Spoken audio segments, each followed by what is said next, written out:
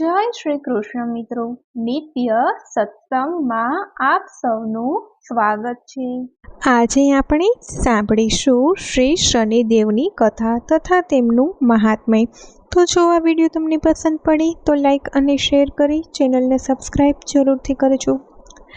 વૈશાખ માસની કૃષ્ણ પક્ષની અમાસે ભગવાન શનિદેવનો જન્મ થયો હતો।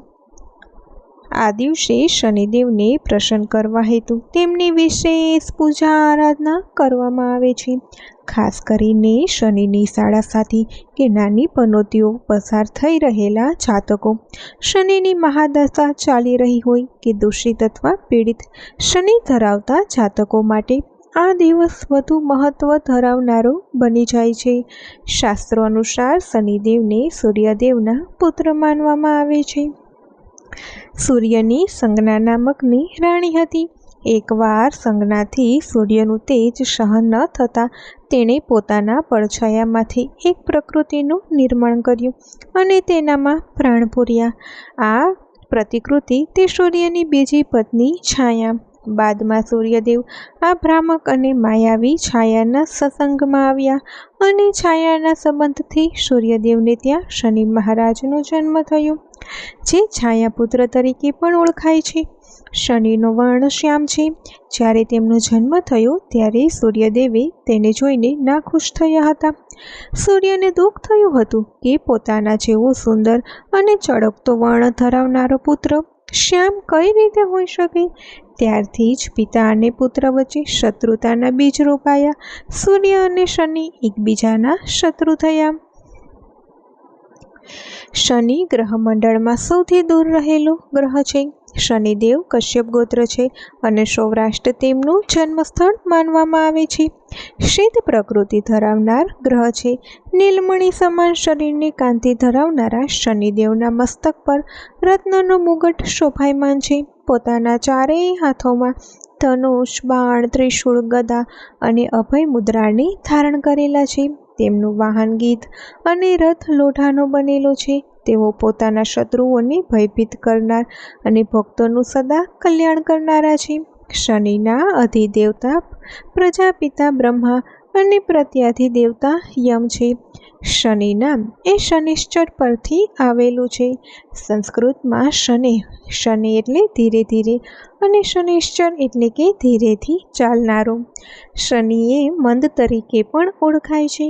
બધા ગ્રહોમાં શનિ એ સૌથી મંદ ગતિથી ચાલનારો ગ્રહ છે। પુરાણો અનુસાર એકવાર શનિના ભાઈ યમે ગુસ્સે થઈને શનિના પગ પર વાર કર્યો હતો અને તેને પગમાં ઈજા પહોંચી હતી। ત્યારથી શનિદેવ લંગડાતા ચાલે છે અને તેથી જ તેમની ગતિ મંદ છે।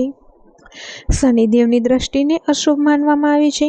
એક પૌરાણિક કથા અનુસાર પુત્રનો જન્મ થયો હોવાનું સાંભળીને સૂર્યદેવ પોતાના રથ પર સવાર થઈને પુત્રને જોવા ચાલ્યા। પુત્ર જન્મની ખુશાલીમાં કંઈક સારો પુરસ્કાર મળશે એ આશામાં તેમનો સાથી આગળ ચાલ્યો। જેવી શનિની દ્રષ્ટિ સાથી પર પડી કે સાથી અપંગ થઈ ગયો। આ સાથે તરત જ સૂર્યદેવે પુત્રના પગ પકડીને તેને બ્રહ્માંડમાં ફગોડી દીધો। આ કથા પિતા અને પુત્ર વચ્ચે રહેલી શત્રુતાના કારણને પણ નિર્દેશ કરે છે। આ ઉપરાંત પણ આવી બીજી ઘણી પૌરાણિક કથાઓ છે જે સૂર્ય અને શનિ વચ્ચે શત્રુતા અને શનિની અશુભ દ્રષ્ટિના કારણનો નિર્દેશ કરે છે। નૈસર્ગિક રીતે શનિ દુઃખ, પીડા, અવરોધ, ઉદાસી, હતાશા અને દરિદ્રતાના કારક છે। આ કારણથી તેમને પરમ અશુભ ગ્રહ માનવામાં આવે છે। શનિદેવ આપણા કર્મો અને ન્યાયના દેવતા છે। તેઓ આપણને કરેલા શુભ કે અશુભ કર્મોના ન્યાય કરીને તે અનુસાર શુભ કે અશુભ ફળ પ્રદાન કરે છે। પૌરાણિક કથા અનુસાર એકવાર સૂર્યપુત્ર યમ અને શનિદેવ વચ્ચે પોતાના રાજપાટ અંગે વિવાદ થઈ ગયો। આ વિવાદના નિરાકરણ અર્થે બંને ભગવાન શંકર પાસે ગયા। તે બંનેના વચનો સાંભળીને ભગવાન શંકરે યમરાજને મૃત્યુ દેવતાનું પદ આપ્યું। પ્રત્યેક જીવને પોતાના કર્મ અનુસાર દંડ અથવા ફળ આપવાનું કાર્ય એટલે કે દંડાધિકારીનું પદ શનિદેવને પ્રાપ્ત થયું।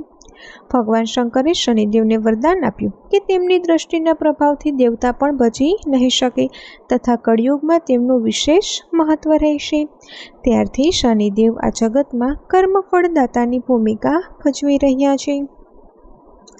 હનુમાનજીની પૂજા આરાધના કરવાથી શનિની પીડામાંથી રાહત મેળવી શકાય છે. કહેવાય છે કે જ્યારે હનુમાનજી રાવણની લંકાનું દહન કરવા લંકાના કારાવાસ પહોંચ્યા તો ત્યાં તેમણે શનિદેવને ઉલટા લટકેલા જોયા. શનિદેવે અત્યંત કરુણ સ્વરે ભગવાન શંકરનું સ્મરણ કરી રહ્યા હતા. આ દ્રશ્ય જોઈને હનુમાનજીને દયા આવી અને તેમણે શનિદેવને બંધનમાંથી મુક્ત કર્યા.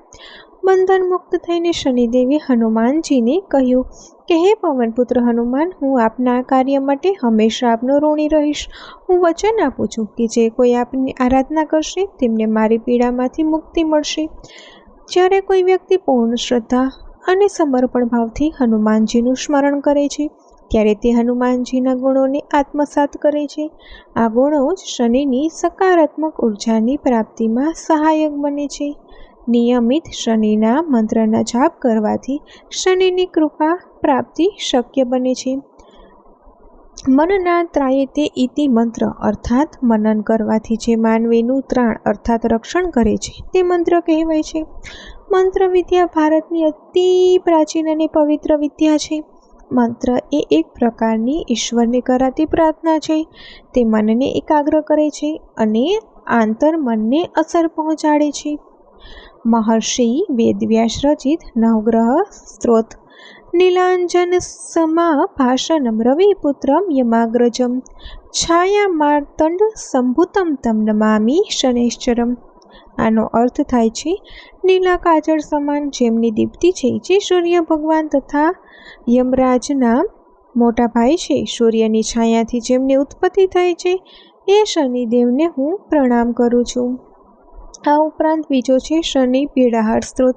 સૂર્યપુત્ર દીર્ઘદેહો વિશાલાક્ષ શિવપ્રિય મંદચાર પ્રસન્નાત્મા પીડામ હરતુ મે શનિહમ. આનો અર્થ થાય છે કે હે મોટા મોટા નેત્રોવાળા, વિશાળ શરીરવાળા સૂર્યપુત્ર અને શિવના અતિ પ્રિય ગણ શનિ દેવતા, મારા સર્વ કષ્ટ દૂર કરો. આ ઉપરાંત શનિદેવનો એકાક્ષરી મંત્ર છે ઓમ શમ શનિશ્ચરાય નમઃ. નવગ્રહોમાં શનિ એ દાસ છે. નોકર, ચાકર વર્ગ અને કઠોર પરિશ્રમ કરતા લોકોનું પ્રતિનિધિત્વ કરે છે. નિસ્વાર્થ ભાવે કોઈ પણ જાતના વળતરની અપેક્ષા રાખ્યા વગર અન્યોની સેવા કરવી એ શનિની કરુણા પામવાનો ઉત્તમ પ્રયોગ છે.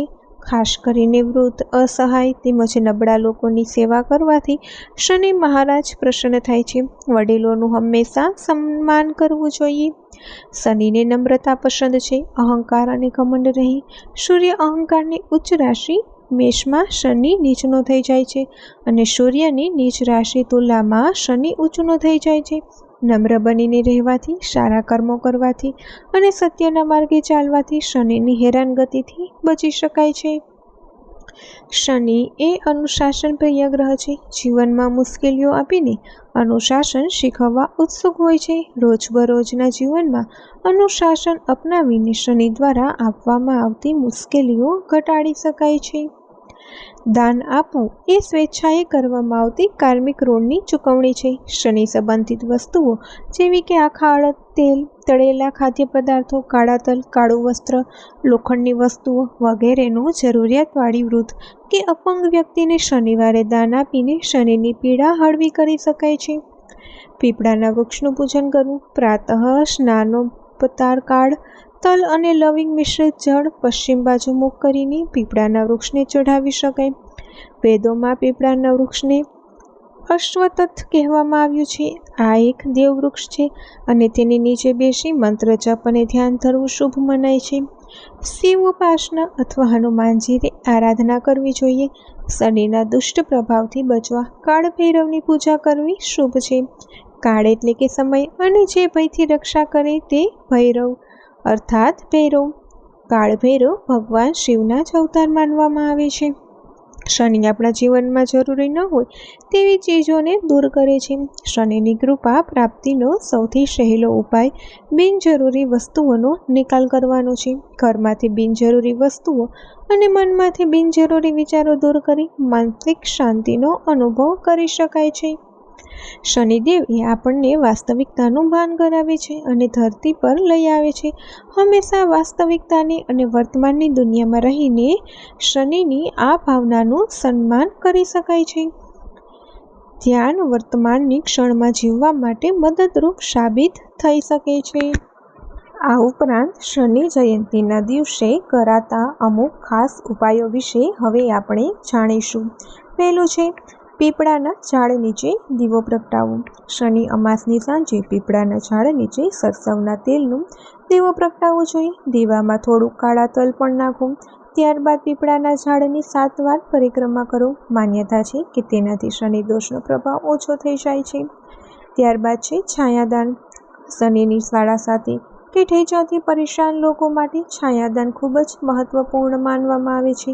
આ માટે કાંસા અથવા લોખંડના વાસણમાં સરસવનું તેલ ભરો અને તેમાં તમારો ચહેરો જુઓ. ત્યારબાદ તે તેલ અને વાસણનું દાન કોઈ જરૂરિયાતમંદ વ્યક્તિને કરો અથવા શનિ મંદિરમાં મૂકી દો. માનવામાં આવે છે કે તેનાથી જીવનની મુશ્કેલીઓ અને નકારાત્મકતા દૂર થઈ જાય છે. ત્યારબાદ છે કાળા રંગની વસ્તુઓનું દાન. શનિ અમાસ પર કેટલીક ખાસ વસ્તુઓનું દાન કરવું શુભ માનવામાં આવે છે, જેમાં કાળા તલ, કાળા કપડાં, લોખંડના વાસણો, સરસવનું તેલ, અડદની દાળનો સમાવેશ થાય છે. માન્યતા છે કે આ વસ્તુઓનું દાન કરવાથી શનિ સંબંધી સમસ્યાઓ ઓછી થાય છે અને નકારાત્મક ઉર્જા દૂર થાય છે. શનિ મંત્રનો જાપ કરો. આ દિવસે શનિ મંદિરે જઈ ઓછામાં ઓછી 108 વાર શનિ મંત્રનો જાપ કરવો જોઈએ. માનવામાં આવે છે કે તેનાથી શનિદેવની વિશેષ કૃપા પ્રાપ્ત થાય છે અને આ મંત્ર છે ઓમ શમ શનૈશ્ચરાય નમઃ. ત્યારબાદ છે ભગવાન હનુમાનજીની પૂજા કરો. શનિ અમાસ પર ભગવાન હનુમાનની પૂજા કરવી પણ ખૂબ જ લાભદાયી માનવામાં આવે છે. આ દિવસે હનુમાન ચાલીસાના પાઠ કરવાથી સાડાસાતી અને ઠેચાની અસરો ઓછી થાય છે. ઘણા ભક્તો શનિ પૂજાની સાથે હનુમાનજીની આરાધના પણ કરે છે, જેનાથી રક્ષણ અને રાહત મળે છે. તો મિત્રો, આ હતો શનિદેવનો મહાત્મય. તો જો આ માહિતી તમને પસંદ પડી હોય તો વિડીયોને લાઈક અને શેર કરી ચેનલને સબસ્ક્રાઈબ જરૂરથી કરજો. જય શ્રી કૃષ્ણ.